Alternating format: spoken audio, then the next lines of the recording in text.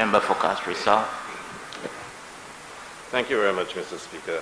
Mr. Speaker, just a couple of points which I think we need to make. The first one for the record, Mr. Speaker, that I think the Prime Minister mentioned that he shared his note to the Leader of the Opposition.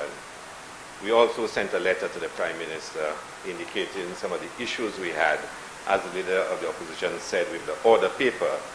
But we also had an issue with the procedure used for this motion, Mr. Speaker, based on legal advice we had.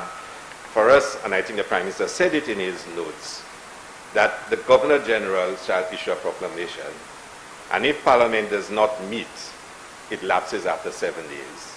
But if Parliament meets, which Parliament is supposed to do to approve, as we are doing, and the wording here is clear, that Parliament, whereas it is necessary to approve the declaration of state of emergency, so it is necessary that it is approved. And when Parliament meets to approve it, Mr. Speaker, it sets a date. And we believe, because there's a proviso that says, unless in the meantime the House and the Senate meet. So we believe, Mr. Speaker, that whereas the Governor General issued a proclamation, if within 7 days the House did not meet, then it would lapse. But if the House now meets and approves it, Mr. Speaker, the date can be set. So if there is an intention for it to be until April 31st, the wording of the SI could have simply said, for a period ending on the 26th day of April. Or it could have said for a period of how many days commencing today, meaning that the declaration from the GG would have lasted one night. Now, the AG says he disagrees with our interpretation. We're not going to argue, debate about it before the record to say we have a different interpretation of how this should be followed, including practice in other Caribbean islands. But again, Mr. Speaker, we will not pursue that. And the reason why we're not pursuing that, Mr. Speaker, is important, is because, and I think it's important for the record, we state that, and for the people of St. Lucia to understand our position. We don't agree with everything the government is doing, but we do not believe at this time we should be sending signals of political fighting and partisan fighting in the House. We are giving the government all the space to pursue its course of action as best as it sees. And although we may not be in support, or we may not be in agreement, we are not going to engage in a political fight with the government. We are giving the government all the space needed. Mr. Speaker, I heard the Prime Minister says that everything is agreed in NEMAC. I attended a NEMAC meeting, and I know there was a subsequent one. I cannot recall that a state of emergency was agreed to by NEMAC. If NEMAC agreed to a state of emergency, we were probably not there at that time, but he says NEMAC agrees with everything. I agree it's a dynamic process and decisions have to be made, but if you say that everything is agreed to by NEMAC, that may not essentially be true.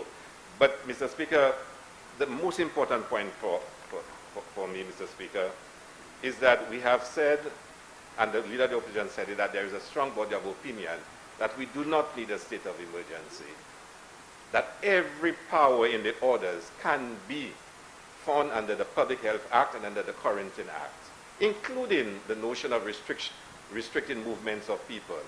And I think there is a section 9(1)(b), that can provide for limiting the movement of people. But the government decides it wants a state of emergency. Again, like we said, we're giving the government all the space to do what's necessary. But a state of emergency is a very serious set of powers to give a competent authority. And I think, Mr. Speaker, we want to give the people of St. Lucia the assurance that we will be extra vigilant to make sure that there are no abuses under the state of emergency. The Prime Minister has given the assurance in this House, but we have a responsibility, in as much as we're giving the government as much space to do what it thinks is necessary, we will be very, very vigilant and to give St. Lucians the comfort. People are concerned about their rights. People are concerned about being discriminated against, and I do not want to go in any debate or presentation of any evidence, Mr. Speaker, but to say that we will be vigilant, and we'll be exceptionally vigilant to make sure that there are no abuses with the powers that we are given. It is a responsible thing for us to do. I am one who have called for a war against the virus, for a mindset of war. I said so at the stakeholders meeting. But you're fighting a war, and the Public Health Act, the Quarantine Act, gives us all the legislative powers for us to fight that war and to have all the draconian measures that are necessary.